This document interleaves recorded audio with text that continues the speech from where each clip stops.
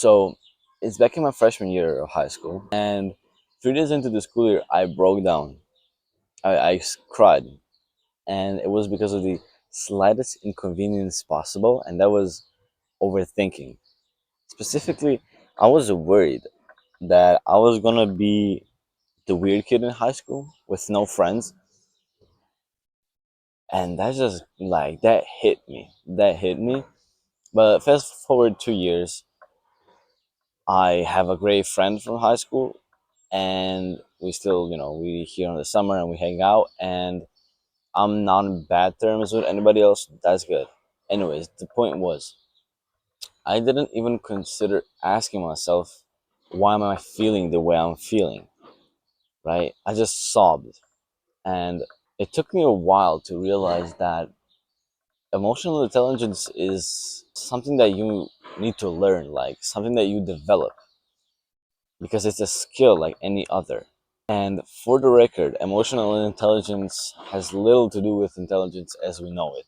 Like being smart and being emotionally smart are two different things. So, emotional intelligence is when you're ready to deal with any emotion that comes your way, however it may come at you, whether it's your emotion or other people's emotion, right? So essentially, it's the ability to identify and manage emotions, whether it's your own or others. Oh, look. Yeah, someone. It was not all flowers, it was not blooming. So, for example, a person having an angry outburst, they clench their fist and they're just shouting, that could be a disguised cry for help. They may not be okay. Or if somebody's very joyful, like overly joyful, that could just be a mask for sadness. So that's why emotionally intelligent people know that hatred may mask love and joy can be a cover for sadness. And so when we do feel a certain type of way, how do we recognize and decode our emotions? So let's say, like the most common example there is, I'm feeling bad. Like bad can be broken down into feeling afraid, frustrated, and anxious, right? Just like the three examples, right? And so if you're anxious, your palms will be sweaty, you will be breathing heavily, and your heart will feel like it'll jump out your chest, right? Or another example would just be sadness. Like if you're sad, you could like be physically heavy, exhausted, right? And you would feel unmotivated to even get out of bed. So, to learn to recognize and decode emotions, here are some questions I ask myself to understand the source of my emotions and just to understand my emotions in general. So, the first question would be, why am I feeling what I'm feeling?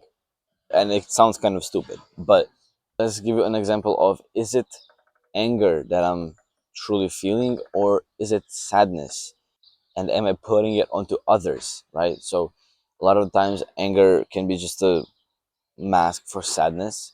So realizing that if you're angry and you're putting it onto others and you're shouting at others, God forbid your partner, that can really just be a cry for help because you're sad about something, you're miserable, you don't like the way that something is happening in your life. So just discuss it with yourself. And another question would be, how did my childhood influence me? Because a lot of the times we have these belief systems and coping mechanisms from our childhood.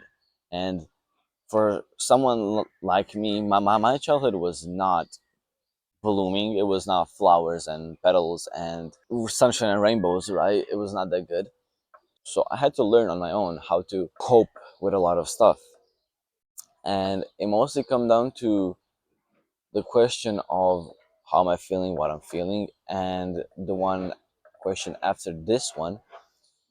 But the important thing is that you ask yourself, how did your childhood influence you? Because a lot of the belief systems and coping mechanisms from childhood are like old. They're not good. They may have helped you then, but they can bring you harm now in the present. So you just really have to ask yourself that, because if somebody has a bad coping mechanism of hiding their feelings and shutting down, that's not a good coping mechanism. Maybe it was before, because somebody didn't really care about you, they didn't like you and stuff. But right now, let's say you have a partner or you just want to build a relationship with yourself, you need to be honest with your emotions. And if you're not, that's a bad coping mechanism, right? So try and take care of that. And the third question would be, what can I do about my true feelings? So why do I emphasize true feelings? Because you can't just say, what can I do about my feelings? Because your feelings may be anger, but your true feelings could be sadness,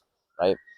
So what can I do about my true feelings? If I'm angry, I would say, I'm not angry, I'm actually sad. So what can I do about my sadness? Can I take care of the sadness? Can I do something about it? And if I can, then I'll start making a plan towards that. So to build a skill, you need other skills. For example, in this one, to build emotional intelligence and to improve it, you need self-awareness, controlling your emotions, and empathy. And I have a video on each of those topics, so feel free to check that out if you want to start to learn those skills. And with those three skills, one other thing you can do that will really improve your understanding of emotions and new emotions is getting out of your comfort zone. Because to understand your current feelings and your feelings that you have often, that's easy, right?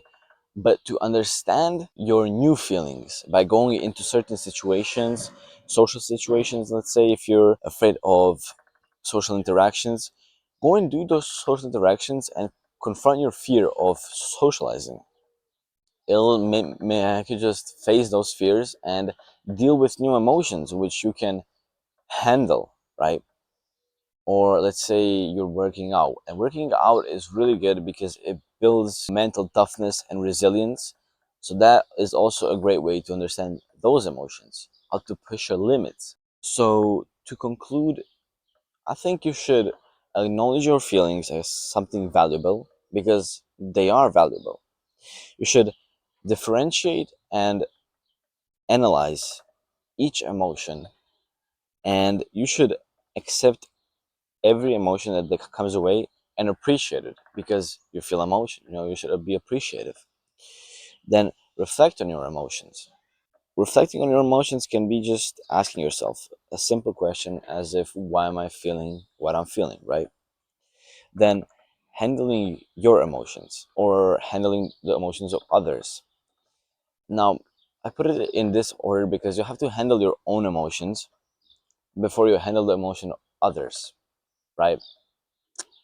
Because if you cannot handle your own emotions, if you cannot take care of yourself, then how can you take care of others? That doesn't make any sense. And maybe sometimes you can, but in the long run, you will see the missing benefit of handling your emotions.